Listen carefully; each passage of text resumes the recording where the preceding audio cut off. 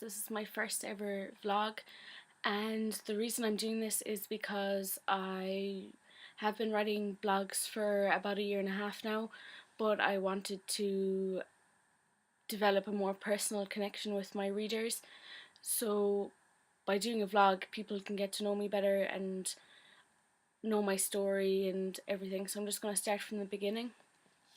Um, for the last few years, I've kind of been dealing, well, not really dealing, kind of hiding problems that I've had, and I never opened up to anyone, and I was suffering from very bad anxiety attacks and panic attacks. My first recent one happened in July 2013, and I didn't really talk to anyone about it after it happened. I kind of let it go, and I thought I'd be okay. So skip forward to December 2013, and I started to have more frequent panic attacks, more anxiety attacks. I couldn't hold down food. I was getting sick no matter what I ate or drank. I couldn't hold it down at all. So then, around the 9th of December 2013, one of my friends asked me to go and talk to someone. So that's what I did with her. I went to A&E and I sat in the waiting room for about 2 hours before I was seen. And when I went in, I told them that I thought I was depressed because my mood had decreased. I wasn't as bubbly and happy as I used to be. I was just not myself at all. So I met with a psychiatric doctor that day, and he prescribed me sertraline and Xanax. And I was on these for about a week, and I was supposed to go see a crisis nurse, but I kept missing her calls and she kept missing mine, so that didn't happen. And about a week later, I ended up going back to hospital again and meeting with the top psychiatric doctor. And when I met him, he told me that if he'd seen me the day that I first came to A&E, he would have admitted me onto the ward right then. And that isn't something that I really wanted to do, because I wanted to be at home with my family, with my support network. I wanted to be around people that loved me and that knew me, and people I thought that could help me straight away. But I was very naive as to how low I was and my capabilities of harming myself or doing anything to hurt myself. So I began seeing a crisis nurse in my hometown, and I was seeing her for about um, 6 weeks, and I thought I was gradually getting better until I finally started opening up about everything, not just recent things, but things that have happened in the last 6 years. And she told me that she was very worried about me and she didn't feel happy sending me home. So she rang A&E, and I was sent to A&E to meet another psychiatric doctor. I was waiting about 5 hours before I was seen, and when I was eventually seen, I had to go through my whole story because he wasn't there when my doctor called. And this was kind of hard for me because I had to open up to someone that I'd never met, and this isn't something I do. I didn't open up to my own family, never mind to a complete stranger. So when I spoke to him, he told me that I needed to be admitted to Risk Ward in Kerry General Hospital. And this was scary because it's a psychiatric ward. There are very, very sick people in there, and I didn't think that I needed to be there, but in some way I knew that I needed the help that could be offered to me there.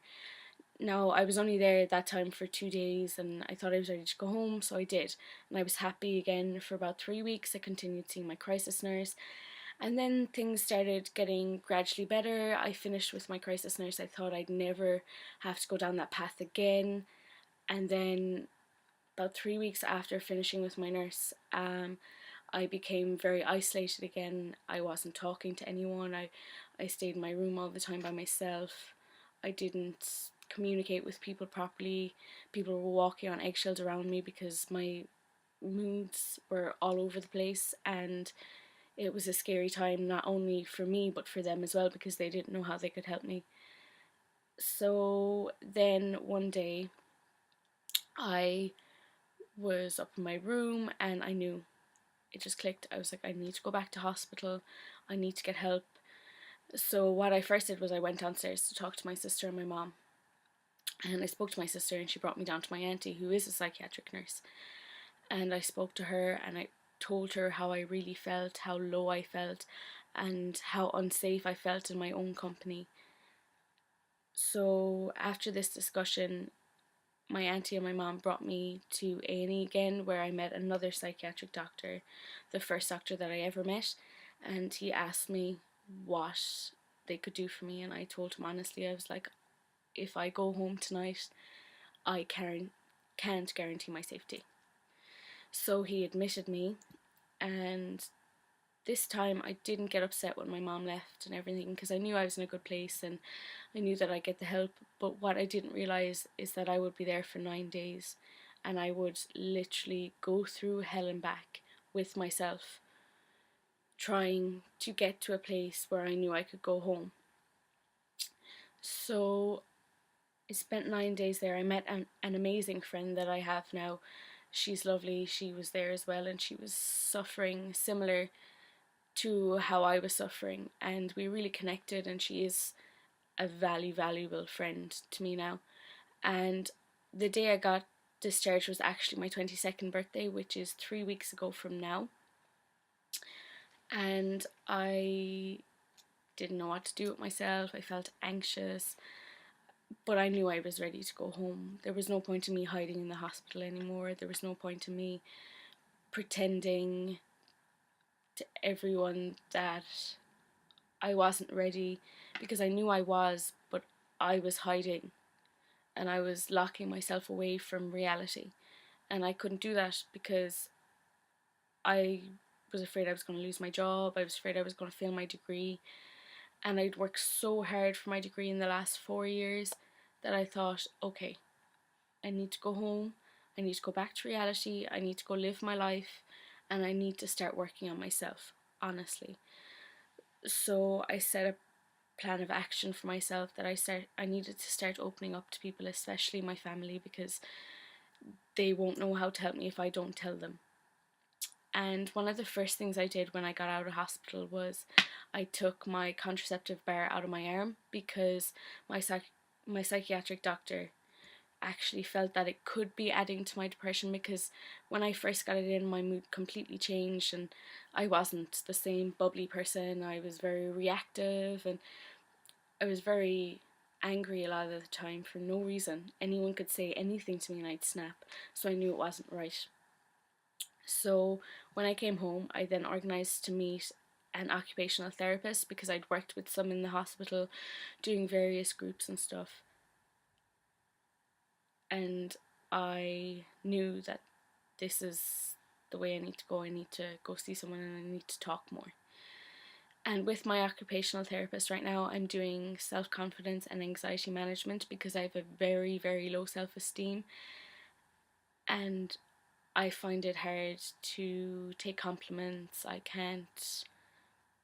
get embarrassed if someone compliments me. I don't believe them, and I don't want to feel like that, because I didn't always feel like that. Yes, I have a bad self-image, but I'm trying to work on that. But the moral of my story is that if you feel as low as I did, if you are having anxiety, if you are having panic attacks, it's all connected to depression. You shouldn't be afraid to ask for help. And I know personally that the help is out there. All you need to do is ask, and there will be so many people willing to help you.